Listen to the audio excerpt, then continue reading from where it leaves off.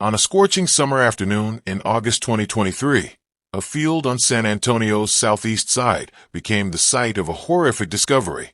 Tall grass along South Cross Ranch Road concealed the body of a young woman, abandoned and alone.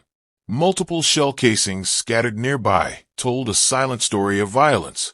This was Desiree Zaria Fisher, just 24 years old, 1 week shy of her 25th birthday, and now the victim of a brutal murder. For hours, perhaps longer, she had lain there unnoticed while life continued around her. The medical examiner would later confirm what the scene already suggested. Multiple gunshot wounds had ended her promising life. But what wasn't immediately apparent was the betrayal behind her death. Her red Mercedes-Benz was missing. Her handbag was gone. And the person responsible for this tragedy was someone she had trusted completely. Before I reveal how this heartbreaking story unfolds, I need you to ask yourself, could you recognize the warning signs if someone close to you harbored deadly intentions? Stay with me through Desiree's story. The details might just save your life or the life of someone you love. Desiree Zaria Fisher wasn't just another statistic. She was a vibrant soul with dreams that deserved to be realized. A senior in college majoring in criminal justice, she was mere months away from graduating and pursuing her passion of becoming a detective. The cruel irony isn't lost. A woman who wanted to solve crimes became the victim of one of the most heartless acts imaginable. Those who knew Desiree described her as the light in every room. Her infectious laugh and quick wit made her the person everyone wanted around during difficult times. She was the friend who would drop everything to help someone in need. The daughter who made her family proud with every accomplishment. The sister whose loyalty never wavered. Her compassion extended beyond her inner circle. She would often use her own limited funds to feed homeless people she encountered, believing firmly that kindness costs nothing but means everything. Desiree's heart of gold was matched only by her determination. Working her way through college, maintaining close family bonds, and still finding time to give back to her newer community. She embodied resilience. She had recently purchased her red Mercedes-Benz, a symbol of her hard work and independence, unaware that this prized possession would become entangled in the motive for her murder. What Desiree couldn't have known was that the man who claimed to love her was plotting her demise. Calacio Mercy Brown, her 20-year-old boyfriend, had been heard saying the chilling words, "I'm finna kill this B******** shortly before her murder. The relationship that should have been her safe harbor became the source of her greatest danger. As investigators would later discover, this wasn't a crime of passion or a momentary lapse in judgment. It was calculated, it was coordinated, and it involved not just Brown, but two other young men, DeMarcus Whitley and Zephaniah Cleaver.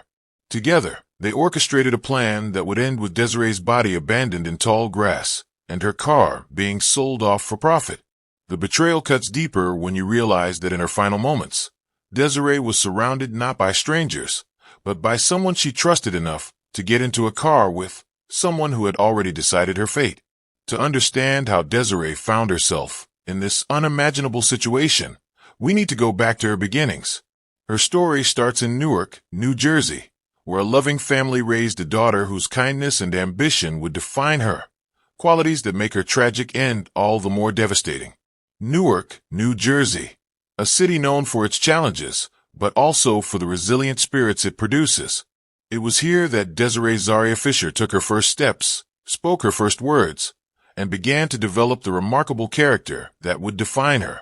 Growing up in Newark's vibrant but sometimes tough neighborhoods, Desiree learned early about both hardship and community strength.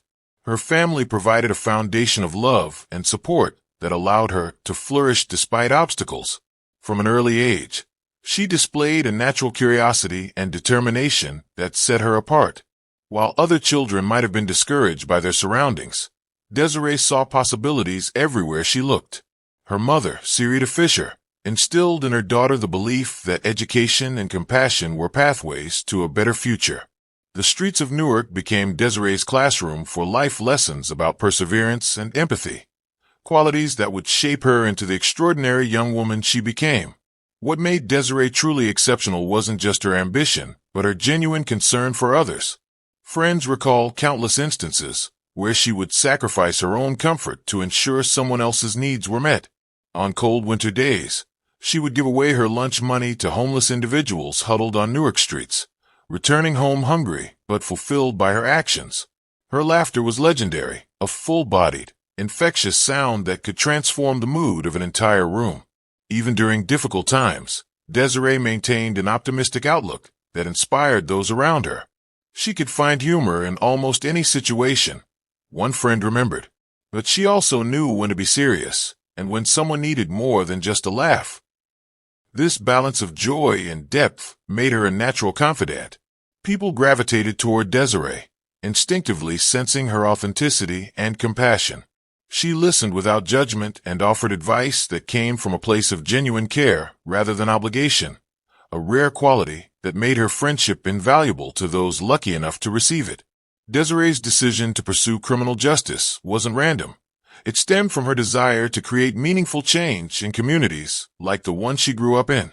As a senior in college, she had overcome numerous obstacles to reach this point, often working multiple jobs while maintaining her academic standing. Her professors noted her exceptional critical thinking skills and unwavering work ethic. Her dream of becoming a detective represented more than just career ambition. It was an extension of her core values. She wanted to be the kind of detective who actually listened to victims, her classmate explained. She believed in justice that restored communities rather than just punishing individuals. Desiree understood the complex relationship between law enforcement and urban neighborhoods, and she was determined to be part of the solution. In class discussions, she often advocated for preventative approaches to crime and rehabilitation programs that addressed root causes. Her perspective was shaped by both academic knowledge and lived experience, a powerful combination that would have made her an exceptional addition to any police force. The depth of Desiree's family bonds was evident to anyone who knew her. She served as a devoted daughter, sister, aunt, and godmother, roles she embraced wholeheartedly. Family gatherings were incomplete without her energetic presence, and she maintained traditions that strengthened their connections across generations. Beyond blood relations, Desiree created a chosen family within her community. She volunteered at local youth programs, believing strongly in mentoring the next generation. The children she worked with adored her approachable nature and genuine interest in their lives. First to 10 police make an arrest exactly 2 months after discovering a woman's body dumped in a southeast side field. Colassio Mercy Brown is accused of shooting and killing 24-year-old Desiree Fisher on August 4th near South Cross Ranch Road. KENS 5 reporter Megan Reyna joins us live from Public Safety Headquarters with what led investigators to the suspect. Megan? ECs, there were several pieces of key evidence that investigators were able to uncover over the last few months, which included talking to witnesses, getting a GPS tracker which was on the victim's car, and surveillance video. August 4th, around 4 in the afternoon, someone driving by this grass field spotted a woman's body. She was later identified as 24-year-old Desiree Fisher. Investigators believe she was shot multiple times by 20-year-old Colassio Mercy Brown. According to the affidavit, one witness told investigators they saw 2 vehicles parked near the crime scene and heard multiple gunshots being fired from inside the vehicle towards the field. But documents state the witness didn't hear screams or signs that someone had been hit. Investigators later interviewed friends of the suspect. One friend reportedly told them on August 3rd Brown had said he was going to kill her. After that, the friend claims he drove off with Fisher in her car. Once that friend heard about the shooting on the news, they called police. Investigators were then able to get the GPS location of Fisher's vehicle that Brown was driving and his cell phone records. The affidavit claims both revealed he was at the scene of the crime in the overnight hours going into August 4th. And on top of that, it claims surveillance video at a gas station nearby shows him in the area. In August, KENS 5 spoke to Fisher's sister, who chose not to go on camera. She says when she found out her sister was killed, it was the worst day of her life. My parents are devastated. A piece of our family, a piece of our puzzle is forever going to be missing. And that arrest warrant also states that a witness told police that Brown and Fisher were in a romantic relationship. Now, according to online records, Brown is still in the Bexar County Jail tonight with a $200,000 bond. He's set to appear before a judge on November 3rd. Reporting live from Public Safety Headquarters, Megan Reyna, KENS 5. Thank you, Megan. She saw potential in everyone, a community center director recalled. And somehow, when Desiree believed in you, you started believing in yourself too. Calacio Merci Brown entered Desiree's life like many romantic partners do, with charm, attention, and what appeared to be genuine affection. At 20 years old, he was slightly younger than Desiree, but the age gap seemed insignificant in the context of their connection. Friends recall that Desiree initially spoke of him with the excitement of new love, describing someone who made her laugh and showed interest in her aspirations. Their relationship developed quickly, with Brown becoming a regular presence in Desiree's daily routine. They were often seen together in her prized red Mercedes-Benz, a vehicle that represented her independence and hard work. What few people realized was how Brown viewed this relationship, not as a partnership, but as an opportunity. While Desiree invested emotionally, Brown calculated what he could gain materially. The dynamic between them had subtle imbalances that weren't immediately apparent to outsiders. Brown rarely contributed financially, but enjoyed the benefits of Desiree's generosity. He would borrow her car, accept her help with expenses, and position himself to take advantage of her trusting nature. Those closest to Desiree noticed occasional changes in her behavior when she was with him.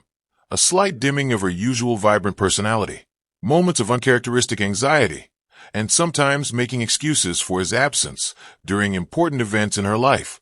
In retrospect, the warning signs were scattered throughout their relationship, like breadcrumbs leading to tragedy.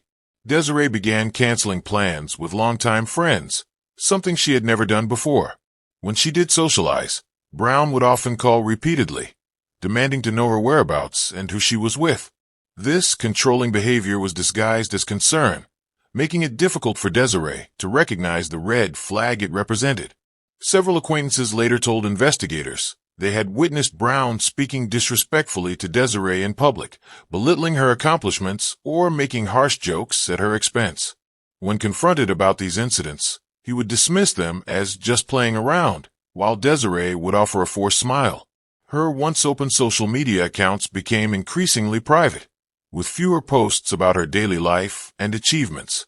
Perhaps most telling was Brown's interest in her material possessions, particularly her car. He would frequently ask to borrow the Mercedes-Benz, sometimes returning it with unexplained damage or nearly empty of fuel, small disrespects that hinted at a deeper disregard for Desiree herself. I need you to pause and reflect for a moment. Have you ever ignored relationship red flags because they were uncomfortable to acknowledge? Would you recognize controlling behavior if it happened gradually? Could you help a friend who's in a dangerous relationship?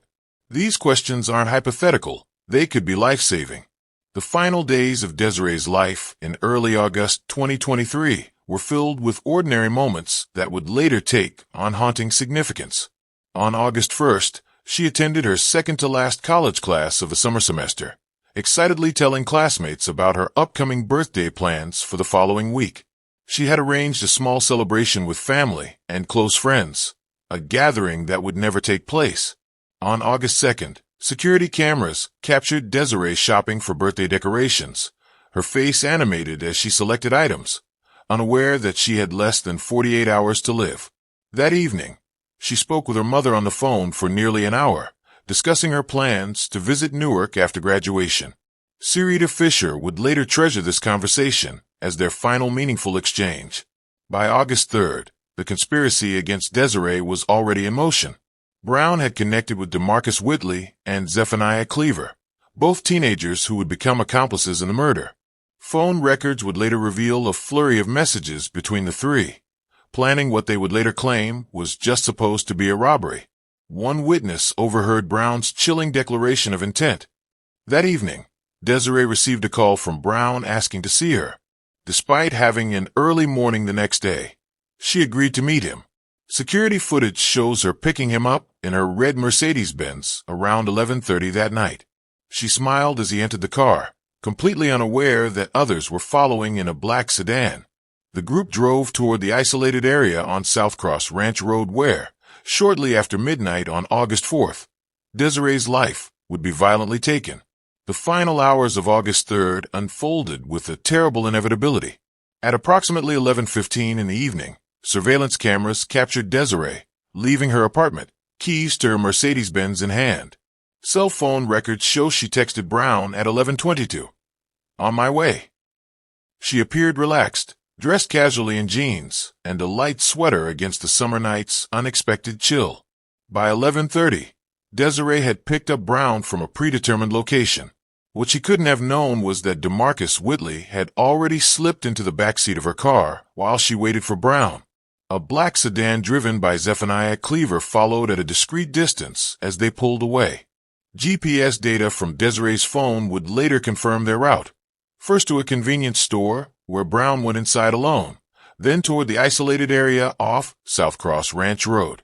Just after midnight on August 4th, the two vehicles arrived at the desolate location. Security footage from a distant business, enhanced by investigators, shows the Mercedes-Benz coming to a stop with the black sedan parking several yards behind it. For approximately 7 minutes, all was still. Then, at 12:17, a neighbor's doorbell camera recorded the sound of multiple gunshots, 5 in rapid succession, followed by 2 more after a brief pause. By 12:30, both vehicles left the scene, but only the black sedan had all its original occupants. The Mercedes-Benz, now driven by Brown, followed Cleaver's car to a different part of town.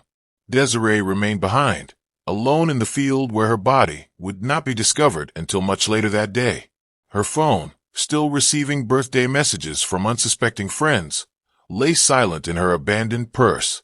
The precise details of what happened in those fatal minutes emerged through a patchwork of evidence and witness statements. According to Brown's eventual confession, Desiree was initially unaware of Whitley's presence in the back seat. As they reached the isolated area, Brown asked her to stop the car, claiming he needed to check something.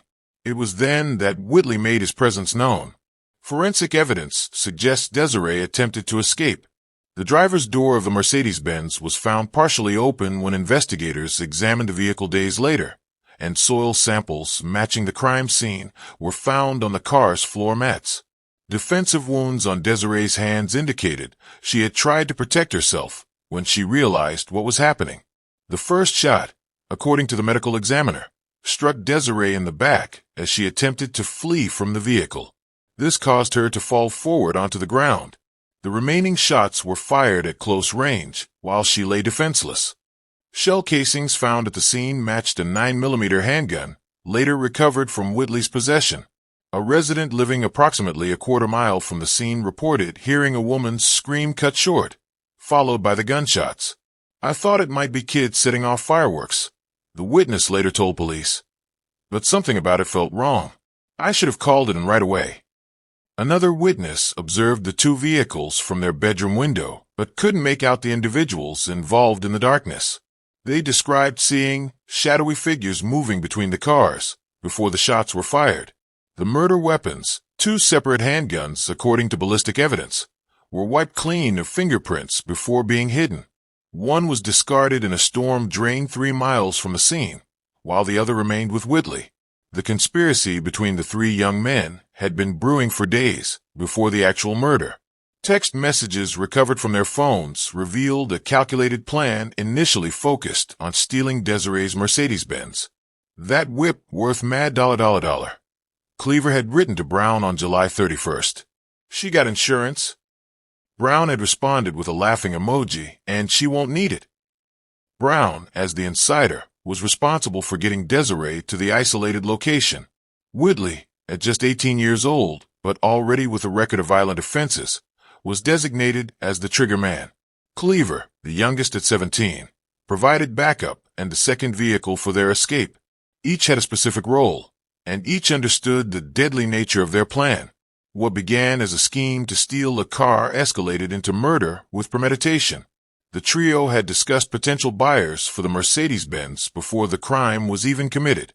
They had also planned to sell Desiree's phone and other valuables separately to avoid connection to the vehicle. Their digital footprint revealed not a moment of hesitation or remorse, only logistics and division of anticipated profits. After the gunshots echoed into silence, no one checked for signs of life. No one called for help. The 3 young men simply left Desiree's body where it fell, partially hidden by tall grass. For nearly 14 hours, she remained there, alone under the Texas sun, until a passerby noticed something unusual in the field and alerted authorities. At 2:47 in the afternoon on August 4th, a 911 call broke the routine of San Antonio's Southeast Side Police Precinct. "I think there's a person lying in the field off Southcross Ranch Road," the caller reported, voice shaking. "They're not moving." Officers arrived within minutes, immediately securing what was clearly a crime scene. Detective Maria Sanchez, a 10-year veteran of homicide investigations, noted the victim had no identification, just a young woman in casual clothes, lying face down in the grass.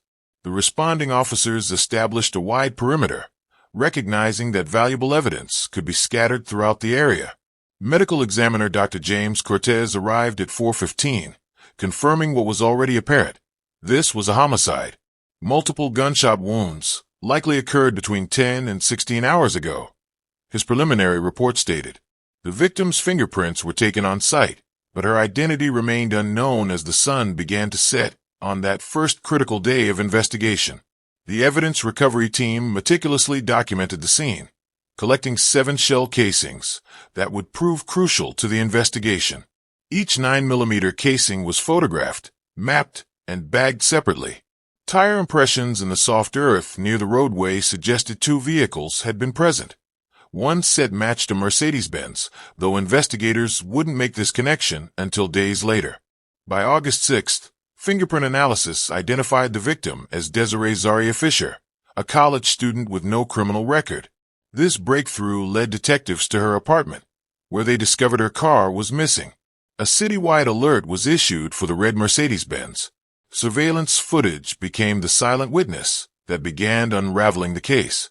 Cameras from businesses along the routes to and from the crime scene captured the Mercedes-Benz, followed by a black sedan around midnight. One particularly clear image showed Brown in the passenger seat of Desiree's car at a traffic light, just 20 minutes before the estimated time of murder. GPS data from Desiree's phone and car navigation system provided investigators with precise timestamps and locations. The data showed her vehicle arriving at the murder scene at 12:09 a.m. and departing at 12:32 a.m. Most tellingly, the GPS continued tracking after the murder, showing the Mercedes-Benz traveling to an apartment complex associated with Cleaver, then to a chop shop in a neighboring county by dawn. Witness statements began filling crucial gaps in the timeline. A neighbor near the crime scene reported hearing gunshots and seeing 2 vehicles speeding away. "I thought about calling the police," she later admitted, "but I hear strange noises out here all the time."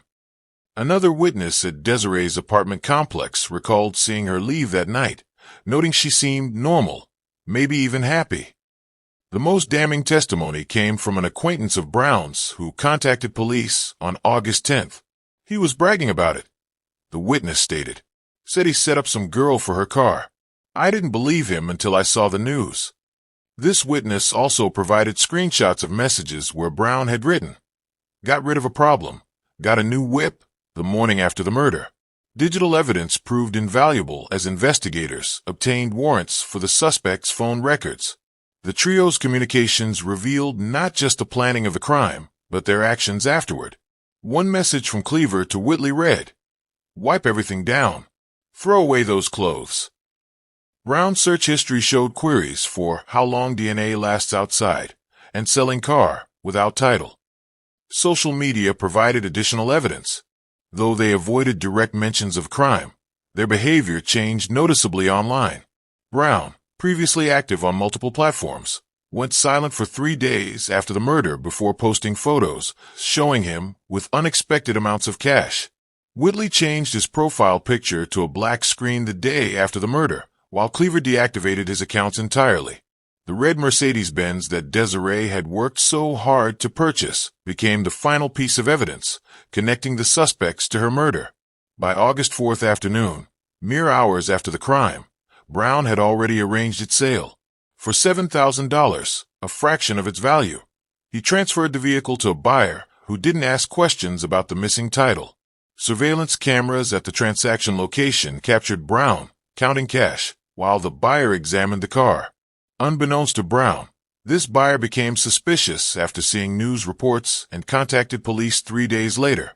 When investigators recovered the vehicle on August 8th, they found traces of Desiree's blood despite attempts to clean the interior, along with a shell casing lodged under the passenger seat, physical evidence that would directly link the car to the crime scene. The investigation culminated in a series of coordinated arrests beginning in October 2023. Calacio Mercy Brown was the first to be taken into custody on October 3rd, apprehended at his mother's apartment without incident. The 20-year-old appeared shocked when officers arrived, suggesting he had believed himself beyond suspicion. Detective Sanchez later remarked, "He seemed more concerned about the possessions in his backpack than the charges being read to him." DeMarcus Whitley and Zephaniah Cleaver proved more difficult to locate. Intelligence suggested they had fled to Houston after learning of Brown's arrest. On October 31st, following tips from the community, Harris County Sheriff's deputies surrounded a motel where the pair had been hiding. Whitley, 18, attempted to escape through a bathroom window, but was quickly apprehended. Cleaver, just 17 but charged as an adult due to the severity of the crime, surrendered without resistance. During processing, all three maintained their innocence, each attempting to shift blame to the others. This united front would soon crumble under the weight of evidence against them. The Bexar County District Attorney's Office filed multiple charges against each suspect, reflecting the premeditated nature of their crime. All three faced first-degree murder charges, which in Texas carries a potential sentence of life imprisonment or death. Additional charges included aggravated robbery, conspiracy, tampering with evidence, and unauthorized use of a motor vehicle. The preliminary hearing in December 2023 revealed the prosecution's strong case. Assistant District Attorney Elena Morales presented the timeline of events supported by surveillance footage, GPS data, witness statements, and forensic evidence. "This was not a crime of passion or opportunity," Morales stated to the court. "This was a calculated execution for material gain." Defense attorneys attempted to have certain evidence suppressed, particularly the digital communications between the suspects, arguing they were obtained without proper warrants. Judge Michael Hernandez rejected these motions, ruling that investigators had followed proper procedures. The judge also denied bail for all three defendants, citing flight risk and the violent nature of the crime. Trial dates were set for the following spring, with Brown scheduled to face a jury first. For Desiree's family, the arrests brought a measure of relief, but no true comfort. "Nothing will bring my daughter back," Sarita Fisher told reporters outside the courthouse. "But we will not rest until justice is served." The family attended every hearing, wearing custom T-shirts bearing Desiree's image and the words "Justice for Desiree." Sarita established the Desiree Zaria Fisher Foundation, dedicated to raising awareness about relationship violence and providing scholarships to criminal justice students. "My daughter wanted to protect others," she explained. "Now we'll continue that mission in her name." The foundation also advocated for legislation requiring more thorough background checks for firearm purchases, noting that Whitley had obtained his weapon despite previous violent offenses. The family worked tirelessly with victim advocacy groups, ensuring Desiree's story reached young people who might be vulnerable to similar situations. Her brother, Marcus Fisher, began speaking at high schools about recognizing warning signs in relationships. "If sharing our pain prevents one more family from experiencing this nightmare," he said, "then Desiree's legacy lives on." As of today, all three defendants remain in custody awaiting trial. Brown's trial is scheduled to begin next month, with Whitley and Cleaver to follow. Prosecutors have indicated they will not seek the death penalty, but will pursue maximum sentences of life imprisonment without possibility of parole for each defendant. Desiree's tragic story highlights several warning signs we should never ignore in relationships. Be alert to partners who isolate you from friends and family or monitor your whereabouts excessively. Take note if they show unusual interest in your possessions or financial situation rather than your well-being. Controlling behaviors often begin subtly. Criticism disguised as jokes, unexplained anger, or making you feel guilty for spending time with others. Trust your instincts when something feels wrong. Remember that respect should be consistent, not conditional. If friends or family express concern about your relationship, listen openly rather than defensively. These red flags, recognized early, could save lives. Protecting yourself begins with awareness and communication. Always ensure someone trustworthy knows your location and expected return time when meeting a partner, especially in new relationships. Consider using safety apps that allow trusted contacts to track your location in real time. Keep important documents, emergency cash, and essential medications in an accessible place should you need to leave quickly. Maintain financial independence whenever possible. Separate accounts and access to funds that only you control. Create a code word with friends or family that signals you need help without alerting an abuser. Finally, trust your judgment. If a situation feels unsafe, prioritize your security over politeness or others' feelings. If you recognize warning signs in your own relationship or someone else's, numerous resources exist to help. The National Domestic Violence Hotline, 1-800-799-7233, provides 24-hour confidential support, as does the crisis text line. Text HOME to 741741. Local women's shelters offer emergency housing, legal advocacy, and counseling services. Many communities have victim assistance programs through police departments or district attorney offices. For college students like Desiree, campus security and counseling centers can provide immediate intervention. Remember that leaving an abusive relationship is statistically the most dangerous time. Professional guidance can help create a safety plan that minimizes risks. If this story impacted you, please like this video and share it. Your simple click could save someone's life. Subscribe to Explosive True Crime Stories for more awareness-raising content, and comment below with any resources or experiences that might help others. Together, we can prevent tragedies like Desiree's from happening again.